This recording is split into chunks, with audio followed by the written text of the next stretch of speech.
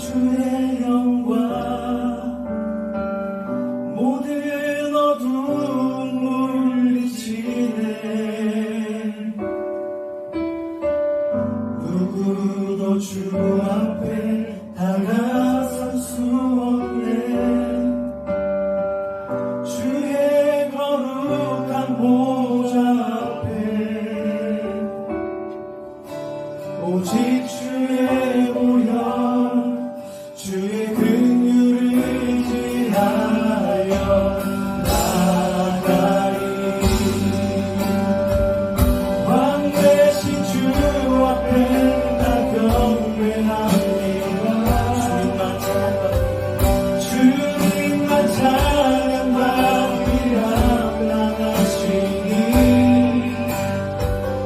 큰 존귀와 영광 홀로 받으소서. 오직 주 앞에 난 나아갑니다.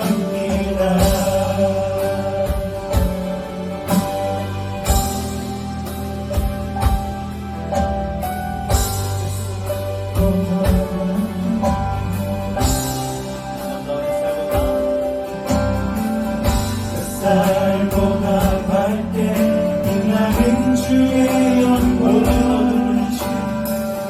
모든 어둠 물리치네. 누구도 주 앞에 다가설 수 없네. 주의 거룩한 보좌 앞에 오직 주의 보혈 주의 긍휼을 의지하여 나가리. 왕 되신 주 앞에 나 경배합니다. 주님만 찬양받으라 나가시니 큰 존귀와 영광 홀로 받으소서. 오직 주 앞에 난 나아갑니다. 왕 되신 주 앞에 나 경배합니다. 주님만 찬양받으라 나가시니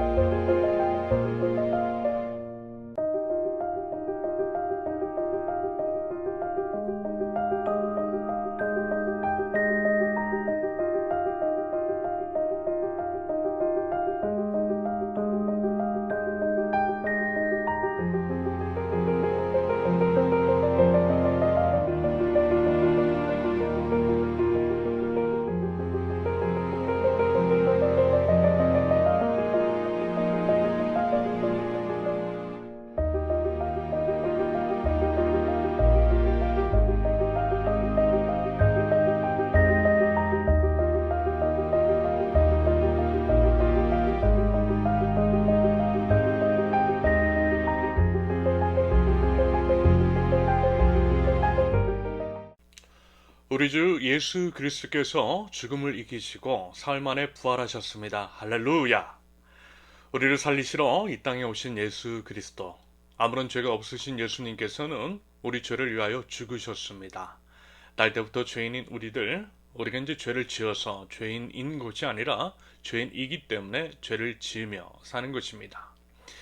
만약 각자가 다들 본인이 죄인인 것을 잘 아실 것입니다. 일단 저는 죄인이 맞아요. 지난 한 주간이 고난 주간이었는데요. 특히 이제 지난주에 저의 죄악, 악함 이런 것들을 너무나 많이 그리고 자주 발견하면서 절망 가득한 한 주를 보냈던 것 같습니다. 블로그를 통해 일부 고백한 것도 있고 차마 다 말씀을 드리지 못한 부끄러움이 가득한 한 주였음을 고백합니다. 그래서요, 솔직히 이런 생각까지 들더라고요. 도대체 이런 내가 무슨 목회를 하겠다고. 제가 이제 위선자처럼 느껴졌고요. 하나님과 여러분들을 기만하고 있는 것은 아닌가 라고 하는 생각에 너무나 힘이 들었습니다. 도망가고 싶더라고요. 하지만 그럼에도 아직이라는 표현이 맞는 것이겠죠. 아무튼 아직은 계속 하라시는 것 같았습니다. 이와 같은 이제 솔직한 저희 심정을 털어놓았을 때 하나님 나라를 함께 바라보는 동역자들의 입술을 통해서 괜찮다라고 말씀을 해주시는 것 같아서 눈물 나더라고요.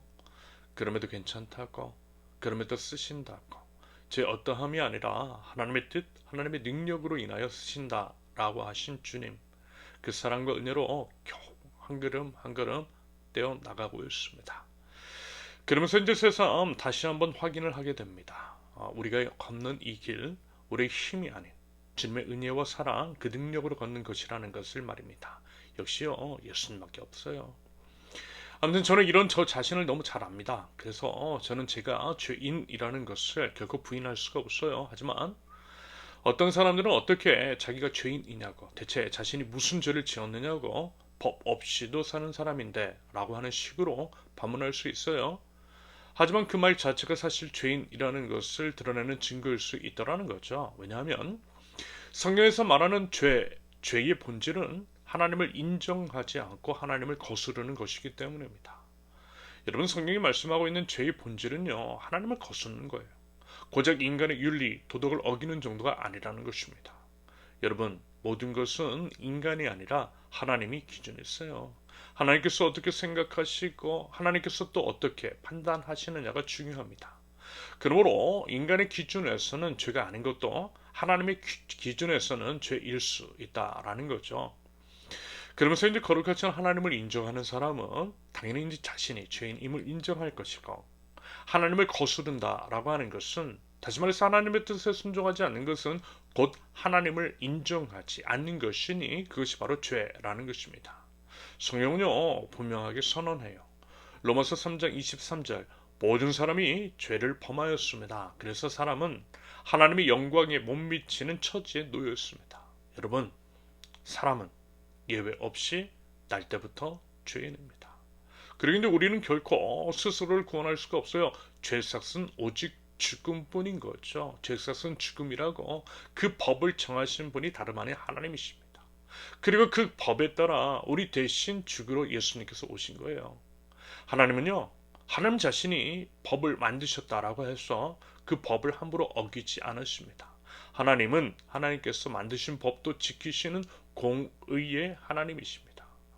그러면서 여러분, 생명은요, 생명으로만 갚을 수가 있어요. 죄 삭스의 죽음이면 죄 대가를 치르기 위해서는 반드시 죽어야만 합니다. 만약에 이제 그 대가를 누가 이제 대신 치른다라고 한다면 역시 대신 죽어야 합니다. 그런데요, 내 대신 죽을 수 있는 존재의 자격 조건은 당연히 죄가 있으면 안 되겠죠. 죄가 있으면 자기 죄로 인해 죽는 것일 뿐인 것이지 남을 위해 죽을 수는 없는 법입니다. 죄가 있는 사람이라면 자격 자체가 되지 않는다라는 거예요. 우리를 위해서 죽을 수 있는 자격이 있는 존재는 죄가 없어야만 합니다. 하지만요, 죄 없는 사람 없어요. 방금 살펴본 로마서 3장 23절의 표현 그대로입니다. 모든 사람은 죄인이기 때문이죠. 죄가 없는 분은 오직 하나님밖에 없어요. 거룩하신 하나님. 거룩이라고 하는 단어의 뜻 자체가 점도 흠도 없는 무결한 상태를 의미하잖아요. 그러므로 누군가를 위해서 대신 죽을 수 있는 것은 거룩하신 하나님, 거룩하신 하나님의 아들 예수 그리스도밖에 없다라는 것입니다. 그래서요, 하나님의 아들 예수님께서 친히 대속물이 되어 주신 것입니다. 내 대신 죽으실 수 있는 충분하고 또 유일한 자격이 되신 예수님, 죄가 하나도 없으신 하나님이신 예수님께서 내 대신 죽으신 것입니다. 그러므로써 하나님의 공의, 다시 말해서 하나님께서 정하신 죄의 삭은 사망이라고 하는 하나님의 법을 이루신 것입니다. 이런 이유로 십자가는 하나님의 공의라고 하는 거죠.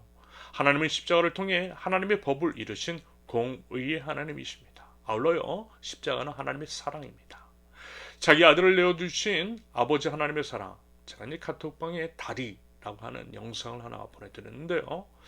그것을 이제 보신 분들은 아마 아버지 하나님의 그 사랑이 직관적으로 와 닿으실 것 같습니다. 여러분 어떻습니까? 저는 부모가 되어 보면서 아버지 하나님의 마음을 좀 더 이해하게 되는 게 있더라고요. 저도요, 저희 부모님이 자식인데요. 자식이었을 때는 몰랐던 부모님의 심정이 부모가 되어보니 이제야 비로소 이해가 됩니다. 그런데 당연히 저를 닮은 자식이 너무 소중하죠. 소중한 자식을 위해서 죽을 수도 있는. 저는요, 자녀가 하나밖에 없어서 늘 생각하는 것이 이런 것입니다. 엄마 아빠 죽으면 세상에 자기 혼자일 텐데, 부모인 우리가 죽기 전에 좋은 사람 붙여줘야 할 텐데, 엄마 아빠 대신 든든하게 지켜줄 사람이 있어야 하는데, 뭐 이런 생각이 가득해요. 혹시라도 엄마 아빠 없더라도 자녀가 부디 제대로 사람 구실하면서 하나님 안에서 건강하고 안전하게 살면 좋겠어요. 나이가 들어가고 마음과 몸이 약해지면서 그 생각은 점점 더해지는 것 같습니다. 마음이 쓰이더라는 거죠. 그리고 이제 조금 다른 얘기일 수도 있고, 하지만 이제 같은 맥락일 수도 있겠는데요. 요즘 사회가 이제 그 1인 가구가 늘어나는 추세잖아요. 비혼, 미혼 있는 사람도 많고, 그러다가 이제 보면 홀로 노년과 홀로 이제 죽음을 맞이하게 되는 사람들도 많아질 것으로 예상이 됩니다. 이런 대상은요, 여러분 어렵잖아요. 그리고 이런 날이 결코 머지 않은 것 같다라는 거죠. 말하자면 이와 같은 사회적인 현상도 있고, 저희 아이가 외동인 것도 있고, 하나님께서 이제 교회 공동체를 세우신 이유도 그러하고, 그래서 이제 공동체성 강화에 우리 세우는 교회가 힘을 기울이는 것도 있겠습니다. 우리는 각각 혼자 있지만 우리가 있다라고 하는 것을, 우리 이제 공동체가 서로를 지켜준다라고 하는 것을 알게 하고 싶은 거죠. 공생과 상생, 지속적인 공존. 우리는 공동체로 함께하기 때문에 결코 외롭지 않고 무섭거나 두렵지 않은 세우는 교회 공동체입니다. 여러분 우리 한번 그래보자라는 거예요. 그런 공동체를 만들어 보자라는 것입니다. 아무튼 저도 부모가 되면서요, 자식의 소중함을 더욱더 절실히 깨닫게 되었고요. 그래서 이제 하나님 아버지께서 외아들 예수 그리스도를 내어주신 그 사랑이 무엇인지를, 그것이 이제 얼마나 놀랍고 또 대단한 것인지를 너무나 잘 알겠더라고요. 어떤 의미로는 그저 부모님의 이제 자녀였을 때는 몰랐던 하나님의 사랑을 자녀 부모가 되어보니 더 깊이 깨닫게 되었다라고도 볼 수 있겠습니다. 하나님께서 이제 그러한 사랑과 은혜를 주셨다라는 거죠. 여러분 이런 식으로 십자가는요, 하나님의 사랑입니다. 하나님은 사랑이 주님이세요. 이처럼 이제 하나님은 사랑이시고 하나님의 공의인 예수 그리스도의 십자가를 바라보고, 그리고 이제 또 그 의미를 분명하게 아실 수 있기를 바랍니다. 그러면서 이제 우리의 신앙은요, 부활의 신앙이라고 했어요. 여러분 예수님은 죽으셨지만 사흘 만에 부활하셨습니다. 그러므로 우리는요, 십자가에만 머물러 있으면 안 되겠죠. 부활으로까지 나가야만 하는 겁니다. 우리 이제 권사님 중 한 분께서 언젠가 이런 말씀을 하셨던 것들을 기억합니다. 목사님, 저는요, 교회에서 부활절이 제일 중요하다고 생각합니다. 지당한 말씀이신 거죠. 예수 그리스도께서 부활하시기 때문에 우리 모든 것들이 의미가 있는 것입니다. 예수님의 십자가도 부활이 있기 때문에 의미가 있는 거예요. 여러분 부활이 없다면요, 그래서 이제 죽는 것으로 우리의 삶이 모두 끝난다면 여러분 솔직히 뭐 때문에 신앙생활을 하겠습니까? 이 땅에서 사는 동안 혼자서 이제 잘 먹고 잘 살면 되는 것이겠죠. 고린도전서 15장 17절, 그리스도께서 살아나지 않으셨다면 여러분의 믿음은 헛된 것이 되고 여러분은 아직도 죄 가운데 있을 것입니다. 하지만요, 예수님은 분명 부활하셨습니다. 오늘 본문에서도 예수님의 부활하신 예수님을 분명하게 증거합니다. 더불어 예수님께서 부활하셨기 때문에 우리도 부활의 소망, 영생의 소망을 갖게 되었어요. 여러분, 이것이 우리의 믿음입니다. 그 믿음이 있기 때문에 이와 같은 고백을 할 수 있는 것이겠죠. 로마서 8장 18절, 현재 우리가 겪는 고난은 장차 우리에게 나타날 영광이 견주면 아무것도 아니라고 나는 생각합니다. 우리가 예수님을 믿기 때문에 하나님 나라 백성다운 삶을 살아감으로써 포기하는 것들, 때로는 뜻모를 비웃음과 불이익, 고난 같은 것들도 참아낼 수 있는 이유는 다름 아닌 예수님께서 부활하셨기 때문입니다. 여러분, 예수님의 부활의 주님이 우리의 삶의 근거요, 우리 신앙의 중심임을 여러분 기억하실 수 있기를 바랍니다. 쓰러지고 넘어져도, 지금인지 질병 가운데, 투병 가운데 있는 사람들도 다시 사신 우리 주님을 바라보고 다시 한번 붙들고 일어서자라는 거예요. 다시 사신 주님께서 분명 힘과 능력을 더하여 주실 줄로 믿습니다. 다시 이렇게 세워 주실 줄로 믿습니다. 그러면서 이제 부활 사건을 기록한 오늘 본문을 보며 부활의 주님을 기리는 우리가 염두에 두고 삶 속에서 실천해야 할 사안들은 이런 것들이 있을 것 같아요. 첫째, 소외받는 사람과 부활의 주님을 나누라. 여러분, 부활 사건을 처음 알게 된 사람, 예수님의 이제 부활에 대한 최초의 목격자는 다름 아닌 여성이었습니다. 예수님을 가장 많이 따라다닌 것도 여성이었어요. 여성이 성경 안에서 중요한 위치를 차지하고 있음을 봅니다. 그러면서 이제 여성은 예수님 당시에 소외받는 존재였어요. 엄연히 1세기 유대 사회는 젠더 차별이 존재했으며 여성은 사람으로서의 존엄을 존중받지 못했습니다. 여성은 한 남성의 보호 아래서만 법적인 보호 또한 받을 수가 있었어요. 그래서 이제 결혼이요, 자신의 생존을 보호받을 수 있는 유일한 수단이었고요. 이런 이유 때문에 한 여인이 결혼 지참금으로 예상이 되는 향유 옥합을 예수님께 한꺼번에 부어드린 것은 참으로 놀라운 믿음이라고 말씀을 드린 적이 있습니다. 자신의 생존, 자신의 생명은 결혼이 아니라, 남자가 아니라, 사람이 아니라 예수 그리스도께서 책임져 주신다 라고 하는 그 믿음의 고백이 바로 향유 옥합을 깨뜨린 행위 안에 숨겨져 있는 것입니다. 그것이 바로 생명을 드리는 십자가의 선택인 거죠. 아무튼 이제 사람의 숫자를 셀 때 포함도 되지 않았던 여성, 소외, 차별, 배제의 대상이 되었던 여성들에게 예수님은 기꺼이 부활의 첫 증인이 되는 영광을 허락해 주셨다라는 것입니다. 아울러 예수님의 사역을 보면요, 늘 이런 방향성이었어요. 하나님 나라의 정의를 실현하는 방향. 그런데 그 하나님 나라의 정의는 약자에 대한 혐오, 차별, 배제, 소외, 폭력이 대상이 되는 사람들에 대한 편애라고 하는 식으로 이해가 됩니다.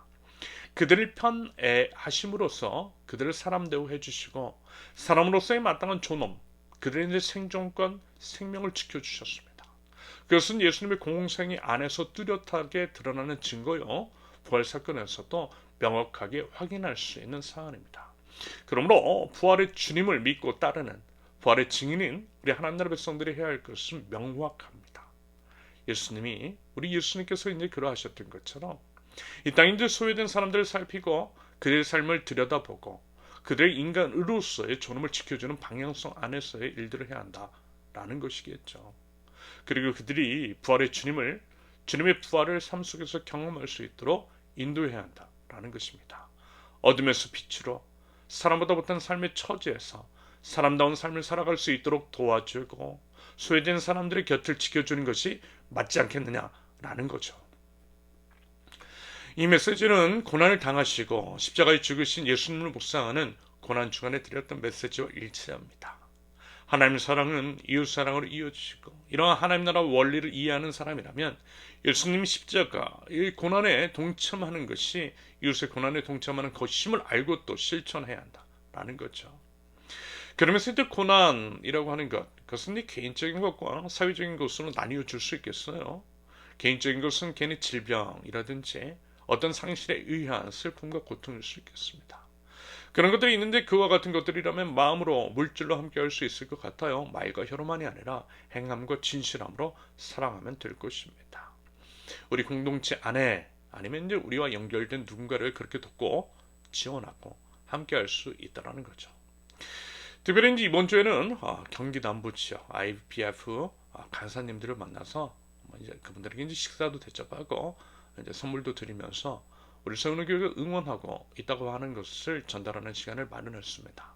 금요일에 이제 만나기로 약속했어요. 여러분 한번 생각해 보십시오. 얼마나 어렵고 힘들겠습니까? 탈교회화가 심하게 일어나고 있으며 기독교에 대한 혐오가 증가하고 있을 때 그것이 이제 특히 젊은 층에서 두드러진다라고 하는 요즘 캠퍼스에서 이제 하원 복음화를 위해서 애쓰는 간사님들의 삶이 녹록지 않을 것이라는 것은 미뤄 짐작할 수 있을 것입니다. 교계는 축소되었죠. 교회 지원도 별로 없을 것 같습니다. 이런 식으로 이제 교회로부터도 세상으로부터도 소외된 이웃이 캠퍼스 간사님들일 수 있겠더라고요. 최저임금에도 못 미치지 못하는 상황일 수 있을 것 같고요. 이런 식으로 여러 면에서 소외된 삶을 살고 있을지 모른다라고 하는 생각이 들었습니다.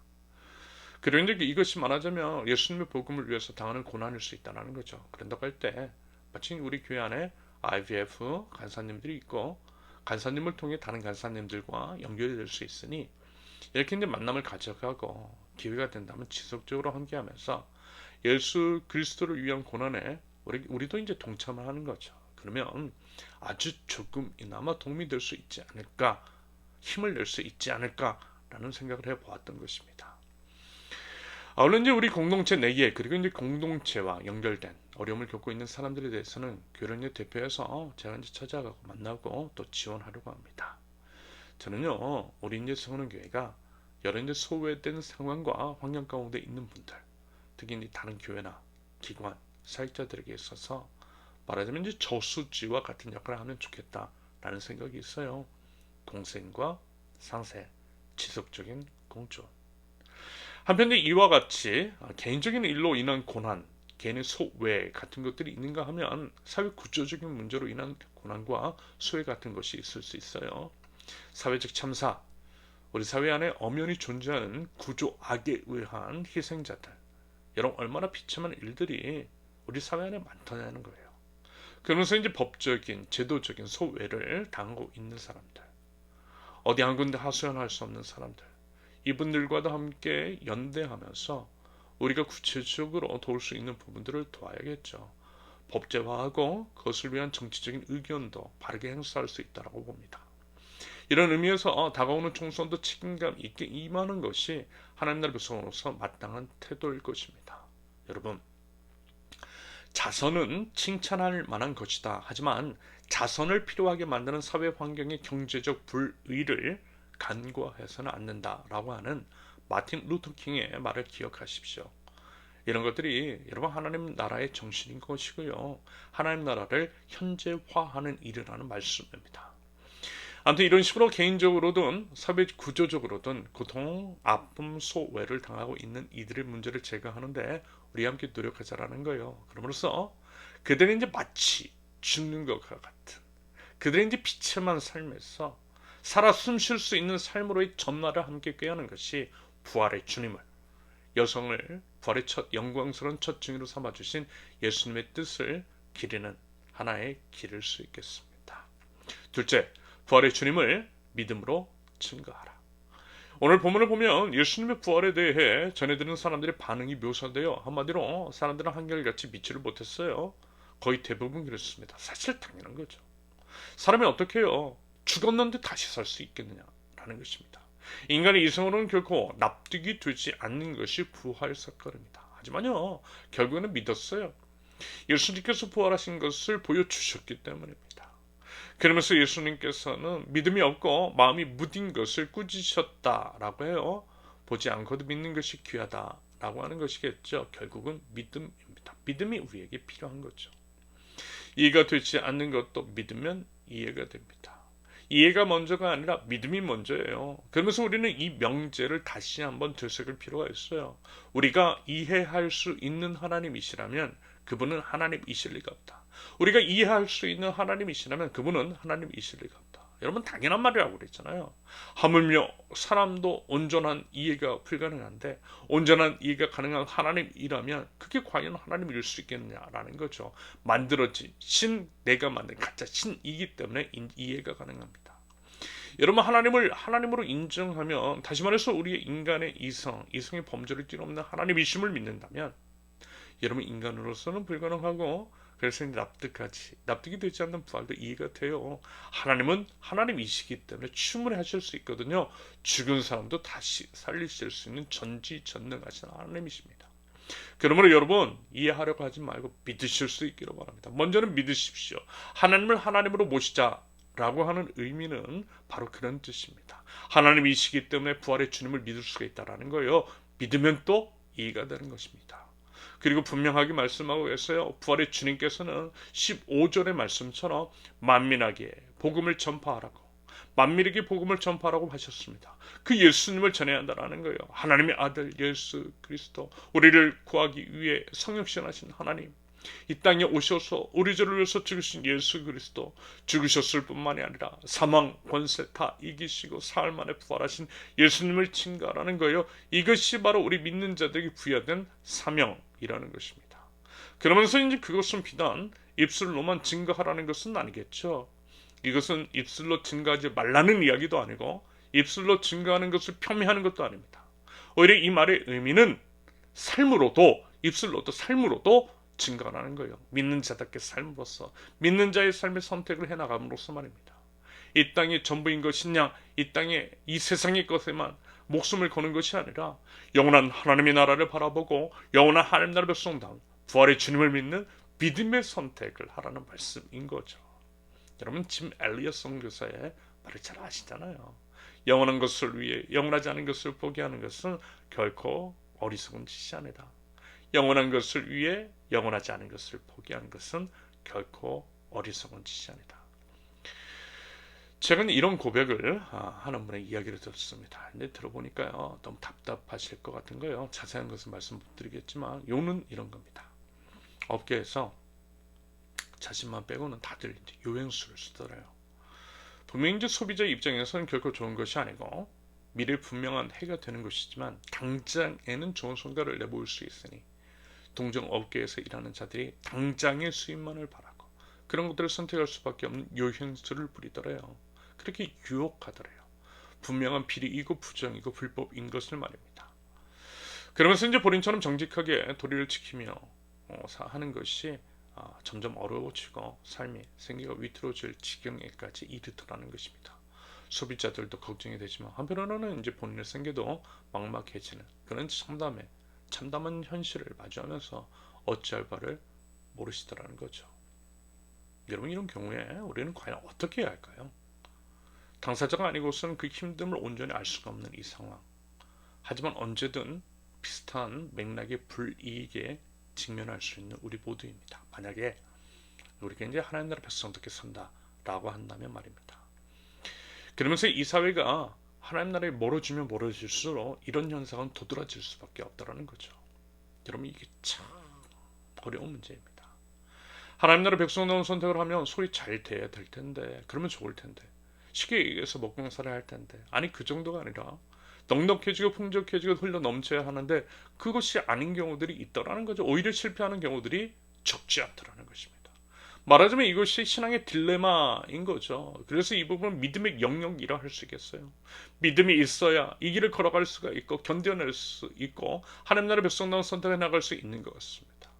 솔직히 여러분 우리 세우는 교회도 일종의 그와 같은 선택을 하고 있다라는 말씀을 드린 적이 있어요. 그런데 참 감사하게도 이래도 될까라고 하는 것들이 이래도 되네 라고 하는 은혜로 치워지고 있다라는 말씀을 드렸습니다. 하지만 저는 분명 앞으로 이제 우리가 어떻게 될지 모르고요. 한편으로는 실패할 수 있다고도 생각합니다.